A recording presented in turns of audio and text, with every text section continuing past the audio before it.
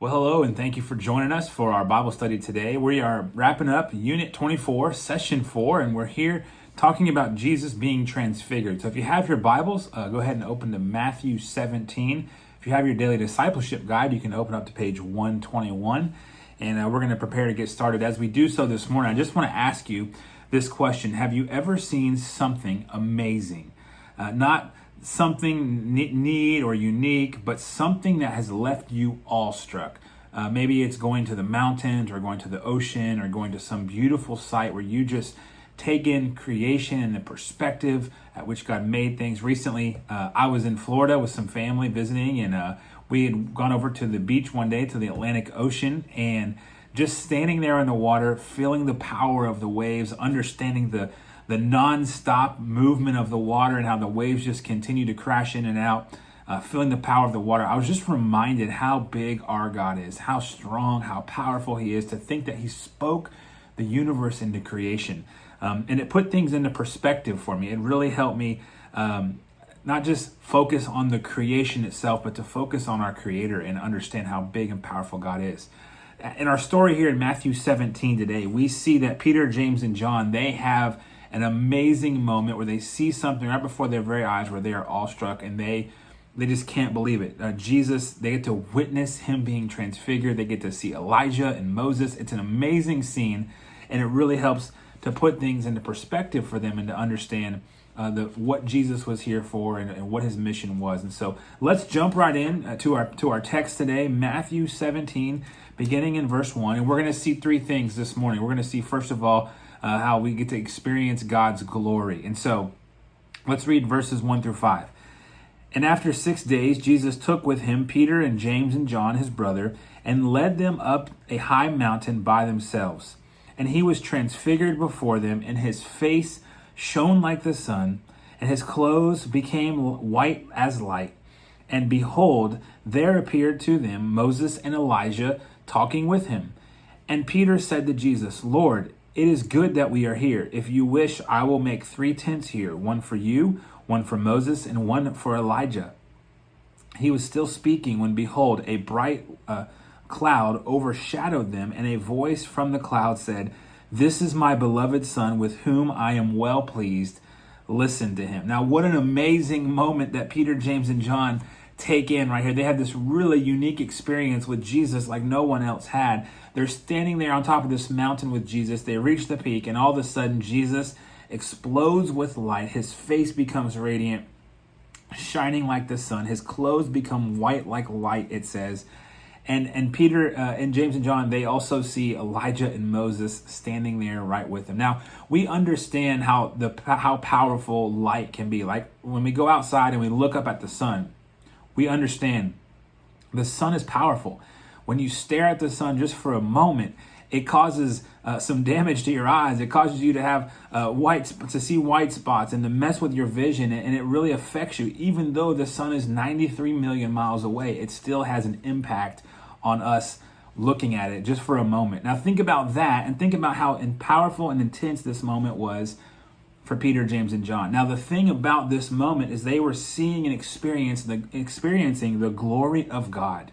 And that's our first essential doctrine today that we're going to write down. There's a fill in the blank section right there in your book. And here's what it says about God's glory. The glory of God is His manifest work, the way He represents His perfect character through His activity. Another sense of the word is the inherent beauty of God, the unbearable brightness and beauty of His being as He radiates His own attributes and characteristics for all to witness. Now, this is an amazing thing because we understand God's glory and the power and the magnitude of what's taking place in this moment. And as if that was not just enough, Moses and Elijah show up on the scene. These two guys who were looked at as these Old Testament, ancient Israel heroes, prophets, these prophets who were looked at as some of the most esteemed prophets in the time, they show up right before Peter, James, and John. Now just put yourself in their shoes for a moment.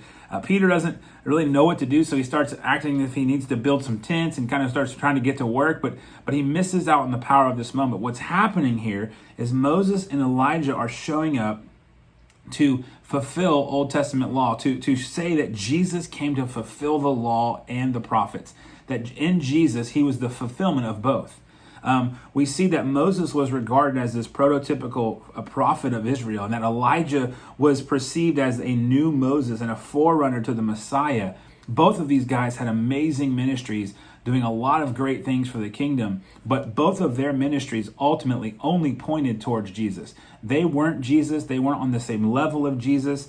And this is kind of this moment where these disciples realized Jesus is greater than both of these guys. As a matter of fact, we see in the book of Hebrews chapter 3, where we see in scripture that Jesus is greater than Moses. And this was a big deal for the people of the time. So to understand, the first thing is that Jesus is greater than Moses. Moses came to deliver the law, but Jesus came to fulfill the law, and to fulfill the law for our sake and on our behalf. And so we see the power and the magnitude here, first of all, of God's glory. And you know what happens next is these disciples, they get to experience something greater, and it actually leads them to have a response. So look at this next set of verses 6 through 8. And this is where we see God's grace. Look at this. When the disciples heard this, they fell on their faces and they were terrified. But Jesus came and he touched them, saying, "Rise and have no fear." And when they lifted up their eyes, they saw no one but Jesus only. So just stop and put yourself in their shoes. This amazing moment, Jesus' glory is on display. His face is shining bright. His clothes are bright. There's this bright light. Moses and Elijah show up. They hear this thundering voice from the cloud. And what is their response? They fall down on their face and they were terrified. I think we would be in the same boat if this was us experiencing this. We would be terrified. Now, terror is an often reaction from humans when they experience the presence of God, or when an angel of the Lord would show up. And we see that terror or fear happens many times. In Exodus 33 and 34, God hid Moses in the cleft of the rock so he wouldn't die when God passed by him because of his glory, his glorious nature. During a vision, Isaiah saw God seated on the throne with these seraphim around him, shouting, "Holy, holy, holy." And what does Isaiah say in that moment? He says, "Woe is me, I'm unclean, I'm undone, I'm lost here." You know, he has that moment of terror. John recorded his response to Jesus' majestic appearance as the Son of Man in Revelation 1, when he says, "When I saw him, I fell at his feet as though I were dead." You see, terror and fear kind of happens as a response when we see God's glory in Scripture, when we see people experience the glorious nature. It's this incomprehensible, glorious nature of God.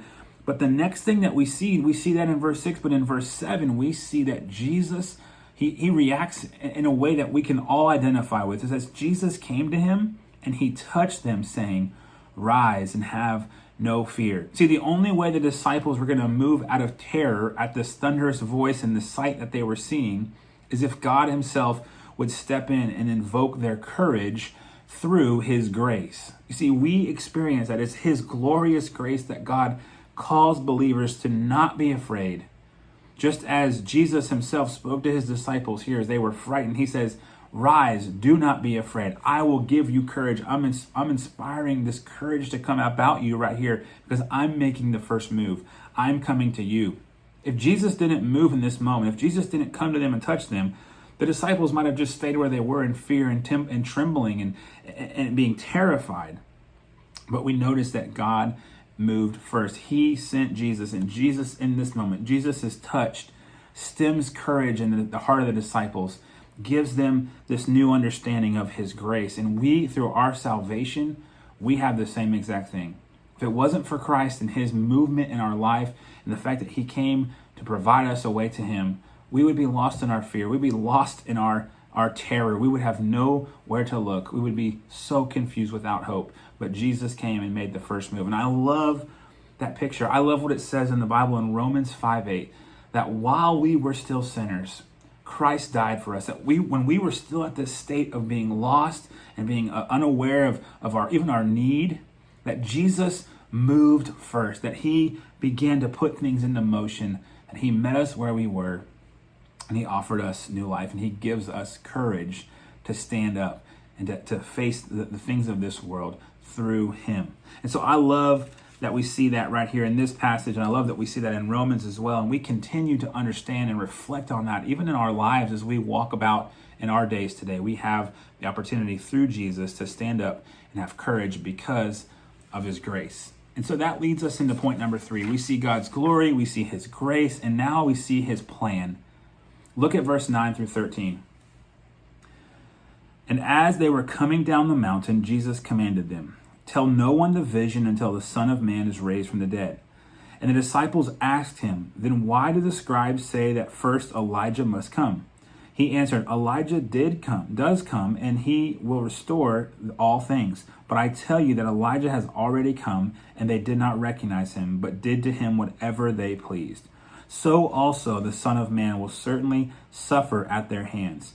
Then the disciples understood that he was speaking to them of John the Baptist. You see, we make this connection here because after this display of his transfiguration, Jesus told the disciples that he's later going to be raised from the dead, obviously implying his death, but he's telling them that they can talk about this in the future. See, they kind of immediately shifted to this idea concerning prophecy around Elijah. When is Elijah coming? I thought we were going to have him, and then they move into this connection between Elijah and John the Baptist, and Jesus connects himself to John the Baptist. He connects Elijah to John the Baptist here as well as he begins to prepare to head to the cross soon. The disciples get this kind of front seat view of what that looks like. And so what we see here is John the Baptist and Elijah. You see, the New Testament mentions John the Baptist and Elijah in connection with one another multiple times. We see this first mention of this in the promise of John the Baptist's birth, as the angel of the Lord goes to Zechariah and tells him that the spirit of Elijah, the power of Elijah would be in your son John. In Matthew 11, 7 through 15, Jesus also spoke about the greatness of John the Baptist and explicitly declared that John was the fulfillment of the prophecy that Elijah would precede the coming of the Messiah and the day of the Lord. So we see John the Baptist and Elijah, we see that connection, but we also see John the Baptist and Jesus. See, there was this thought that the Jewish people were looking for the coming of Elijah, but they missed the coming of John the Baptist, and they made him suffer. We know that John the Baptist, he would be beheaded, that he would give his life at the request of Herod, as Herod would have him beheaded. And we understand that Jesus stated that John the Baptist's persecution and execution also foreshadowed Jesus's persecution and Jesus's execution. There's some connection here, and these disciples are kind of getting this firsthand lesson from Jesus in the moment. So not only was Jesus greater than Moses, as we said a minute ago, but Jesus also is greater than Elijah. We see this kind of being referred to right here in this passage. Jesus in Matthew 16, he asked the disciples who others was saying he was. And there were some different thoughts and beliefs, but one of the thoughts was that he was Elijah. And Peter pointed out, however, that Jesus is greater than Elijah, for he is the Christ and the Son of the living God. So Elijah prophesied about Jesus, but Jesus is the one that was prophesied about. Elijah was a prophet, but Jesus is the prophet whom Elijah and John the Baptist both talked about. And so we see Jesus is greater than both. He's greater than Moses, he's greater than Elijah, he's greater than John the Baptist.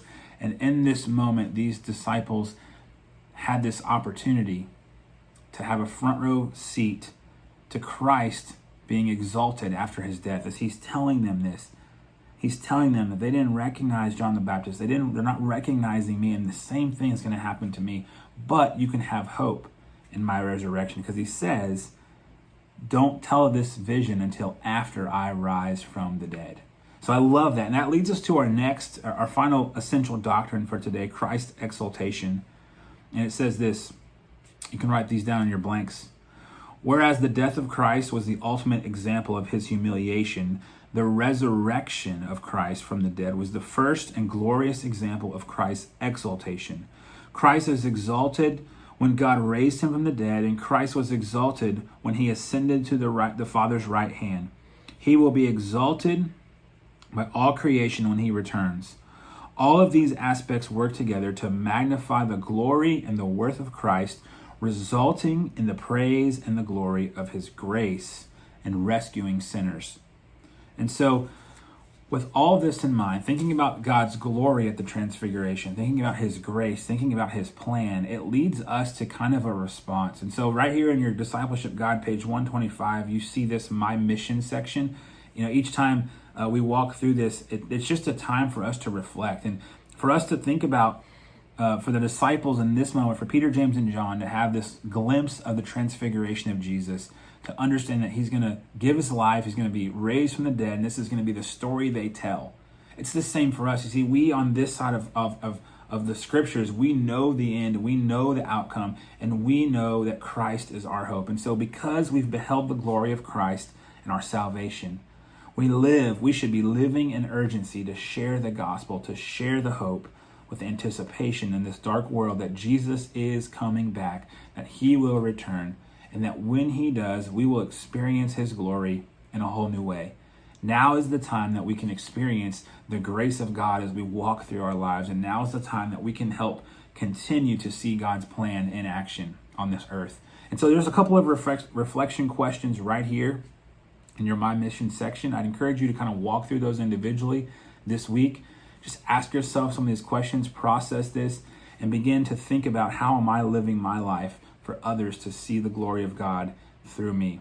How's God's grace on display for me? How am I part of God's great plan in this life as we wait and anticipate the return of Jesus, as we know that he's coming back for his church? And when we do, it's going to be a glorious, glorious day. So I hope you have a great week. Thank you so much for tuning in today, and we hope to see you soon. Take care, and God bless.